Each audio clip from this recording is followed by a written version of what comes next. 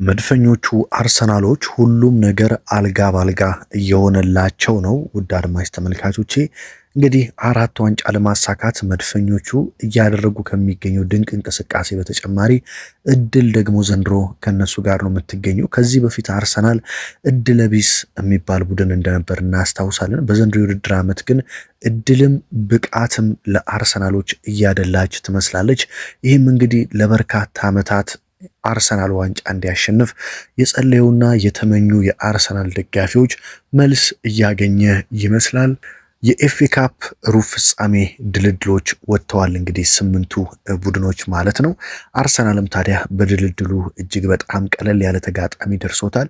የሌሎች ቡድኖችንም ድልድልን ጨምሮ ነገ በአውሮፓ ሻምፒዮንስ ሊግ አርሰናል ከባየር ሊቨርኩሰን የሚያደርገውን ጨዋታ የሚመሩት ዳኛ ታውቀዋል። እንደዚሁም በአርሰናል ቤት በአሁኑ ሰዓት በጉዳት ስለሚገኙ ተጫዋቾች ወሳኝ መረጃዎች ወጥተዋል። በነገ ጨዋታ እነማን ይመለሳሉ፣ እነማን ደግሞ በጉዳት አይኖሩም የሚለው መረጃዎች ወጥተዋል ማለት ነው። ሌሎችም በርካታ መረጃዎች አሉ። የቀድሞ የአርሰናል አሰልጣኝ አርሰን ቬንገር ስለ አርሰናል የኮርና ኳሶች አስተያየታቸውን ሰጥተዋል። እሱንም ጨምረን እንግዲህ እነዚህን ወሳኝ መረጃዎች ወደ እናንተ እንደተለመደው በአማረ መልኩ የማደርስ ነው የሚሆነው። አርሰናልን መድፈኞቹን የተመለከቱ መረጃዎች በዚህ ቻናል በየዕለቱ ወደ እናንተ ይቀርባሉ። በስተመጨረሻም የሌሎች ቡድኖች መረጃዎች ይቀርባሉ። ስለዚህ ቤተሰብ መሆን መቀላቀል አትርሱ። ወደ 30 ሺህ እየተጓዝን ነው። ለዚህ ከልብ እያመሰገንኳችሁ በቀጥታ ወደ መረጃዎች ወስዳችኋለሁ። እንግዲህ መድፈኞቹ ዘንድሮ ሁሉም ነገር ለነሱ እያደላ ነው። ነገሮች አልጋ ባልጋ እየሆኑ ነው። ብቃታቸው ሜዳ ላይ አስገራሚ ነው። የአርሰናል ደጋፊዎች ሽንፈትን የሚቀምሱት ከስንት አንዴ ነው። በየጨዋታው በየሳምንቱ ድል ማድረግን እያጣጣሙ ይገኛሉ። ከዛ ከብቃታቸውና ከአስደናቂ አቋማቸው ደግሞ በተጨማሪ እድል ደግሞ ከጎናቸው ሆና እኔም አለውላችሁ፣ አይዟችሁ ዘንድሮ ዋንጫ እናንተ ነው እያለቻቸው ትገኛለች። እግር ኳስ ላይ እንደምታውቁት 90% ብቃት ቢሆን 10% ደግሞ እድል ታስፈልጋለች ይባላል።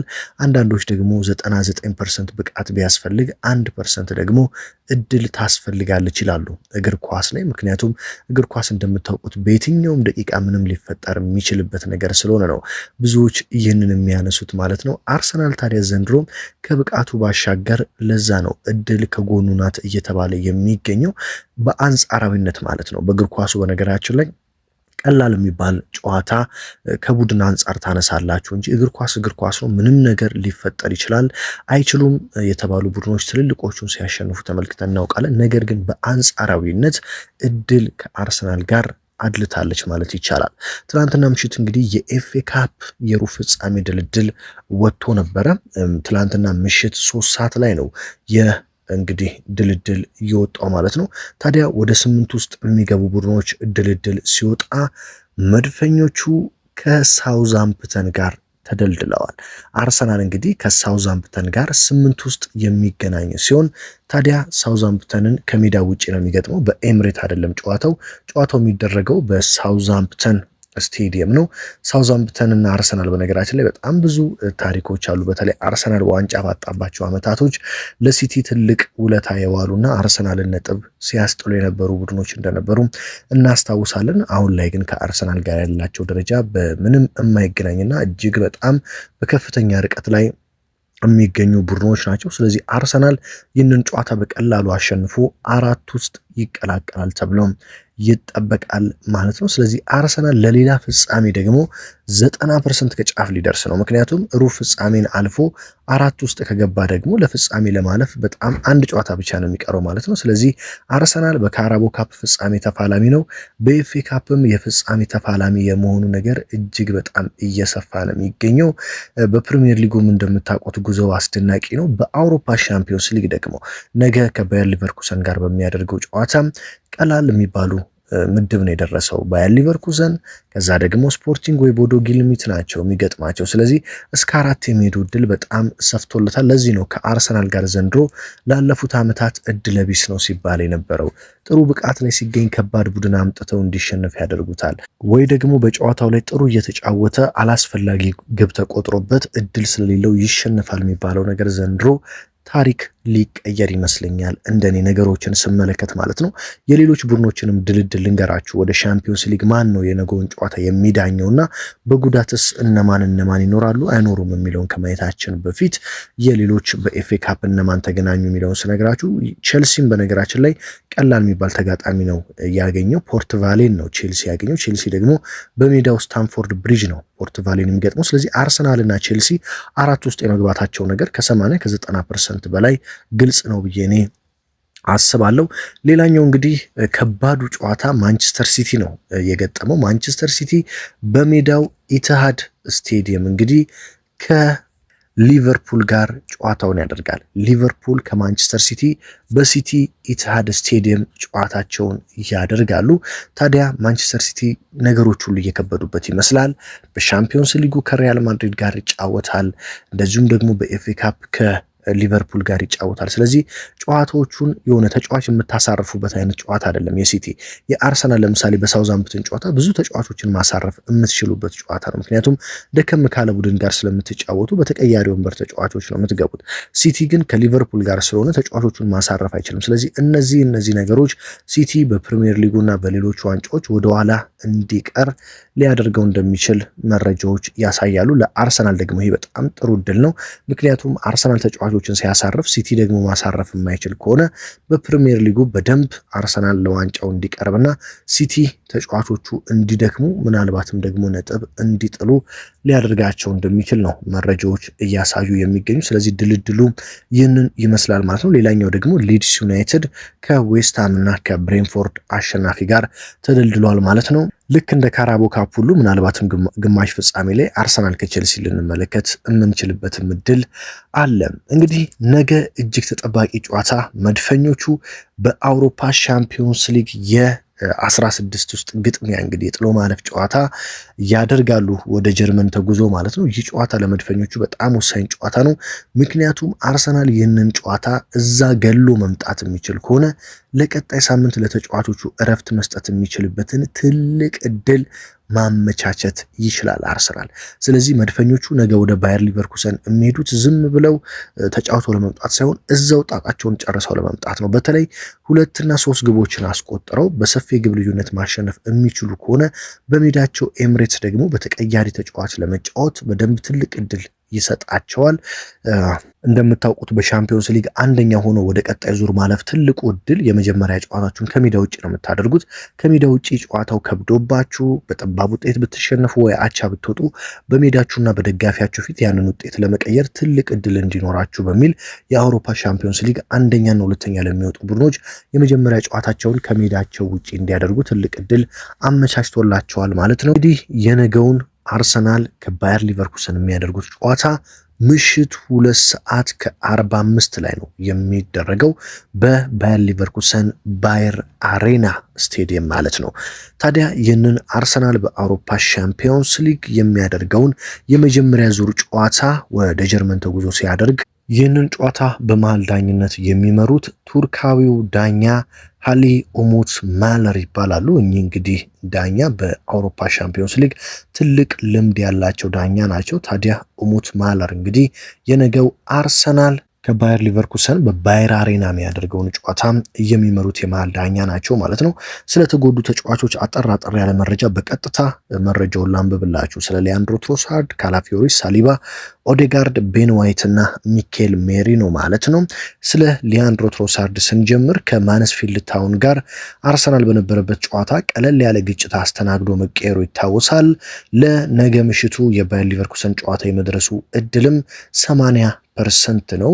ረቡዕ ምሽት ወደ ሜዳ ይመለሳል ተብሎ ነገ ማለት ነው ይጠበቃል። ሊያንድሮ ትሮሳርድ ጉዳቱ ምንም ከባድ እንዳልሆነና በነገው ጨዋታ ዝግጁ የመሆን እድሉ ሰፊ እንደሆነ እየተነገረ ነው የሚገኘው።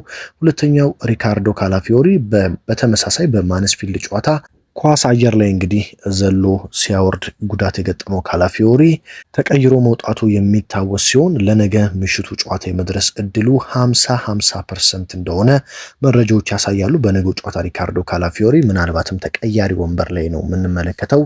ፔሮ ሂንካፔ እንደተለመደው ቋሚ ሆኖ ይጀምራል ተብሎ ነው የሚጠበቀው ማለት ነው። ዊሊያም ሳሊባ በቁርጭምጭሚት ጉዳት እንግዲህ በቼልሲው ጨዋታ ተጎድቶ የማንስፊልዱና የብራይተን ጨዋታ እንዳመለጠው ይታወቃል። በነገው ጨዋታ ግን ወደ ሜዳ ይመለሳል ተብሎ ይጠበቃል ዊሊያም ሳሊባ። ስለዚህ ነገ ከማጋሌሽ ጋር የሳሊባን ጥምረት የመመልከታችን እድል እጅግ ሰፊ እንደሆነ መረጃዎች ያሳያሉ። ማርቲን ኦዴጋርድ በጉልበት ጉዳት ምክንያት ጉዳት ላይ የሚገኝ የአርሰናል ሌላኛው ተጫዋች ሲሆን ለነገው ጨዋታ ይደርሳል ተብሎ አይጠበቅም።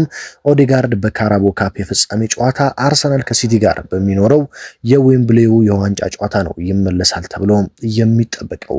ሌላኛው ቤን ዋይት እንግዲህ በጣም ምርጥ ብቃት የነበረው አሳዛኝ በጉዳት የሚታመሰው ተጫዋች እንግሊዛዊው ቤን ዋይትም በነገው ጨዋታ የመድረስ እድሉ ጠባብ ነው። ሙሉ ለሙሉ ከጨዋታው ውጪ እንደሆነ ነው መረጃዎች የሚያሳዩት። ከጉዳቱ አገግሞ መቼ ወደ ሜዳ እንደሚመለስ እስካሁን ግልጽ መረጃ የለም። ቤን ዋይት በነገው ጨዋታ አይኖርም የለም ተብሎ ነው የሚጠበቀው። ሚኬል ሜሪኖ እንደምታውቁት እግሩ ላይ በደረሰበት ጉዳት የቀዶ ጥገና አከናውኖ ምናልባትም የውድድር ዓመቱ መጨረሻ ላይ ነው የሚመለሰው። ስለዚህ እነዚህ ተጫዋቾች በነገው ጨዋታ የሉም። ሳሊባ፣ ትሮሳርድ እና ካላፊዮሪ ግን በነገው ጨዋታ ይመለሳሉ ተብሎ የሚጠበቅ ነው የሚሆነው። የመድፉ ተወዳጅ የቀድሞ አሰልጣኝ አርሰን ቬንገር ስለ አርሰናል ኮርና እና ስለ ቆመ ኳስ አሰልጣኝ ኒኮላስ ጆቨር አስደናቂ ሐሳብ ሰጥተዋል። ኒኮላስ ጆቨርን አመስግነውታል።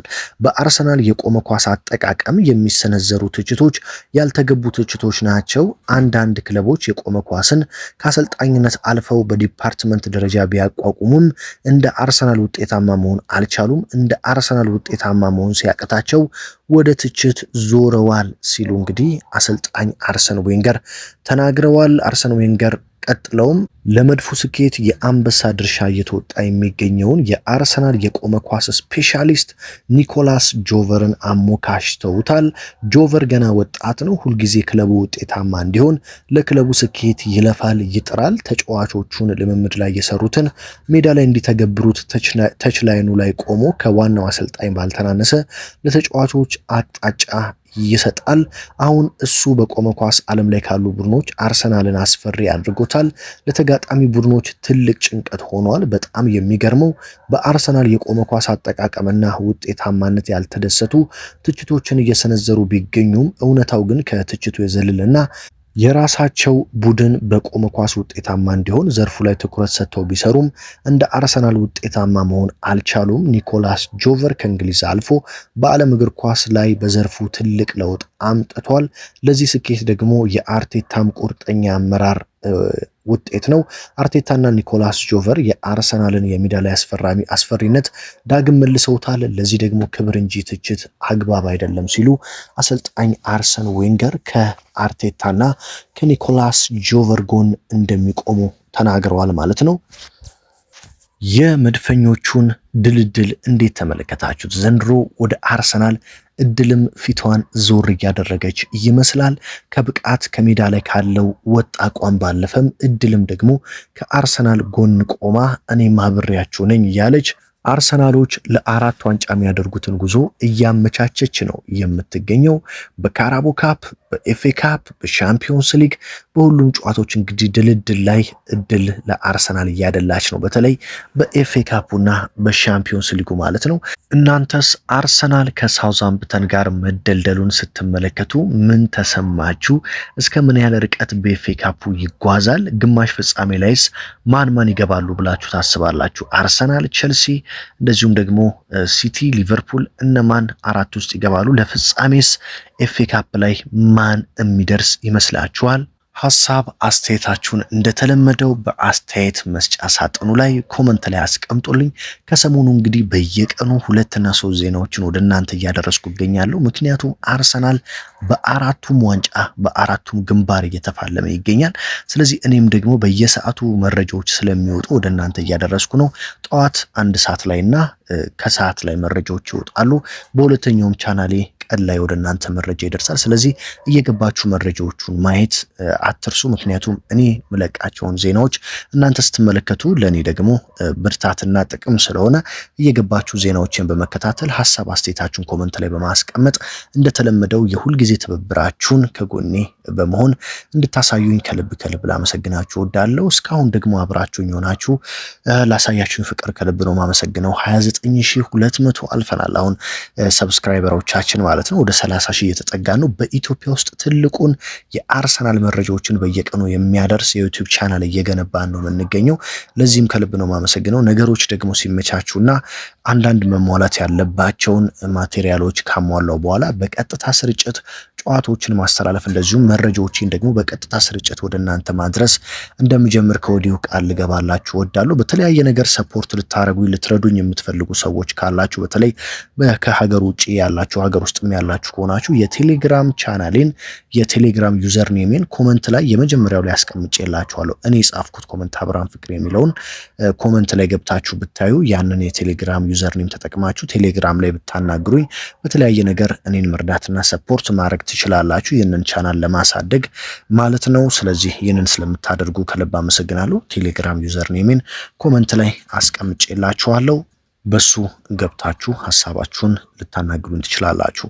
በሌላ መረጃ በሌላ ጥንቅር ደግሞ እስከምንገናኝ በያላችሁበት ሁሉ ሰላም ተመኘሁላችሁ።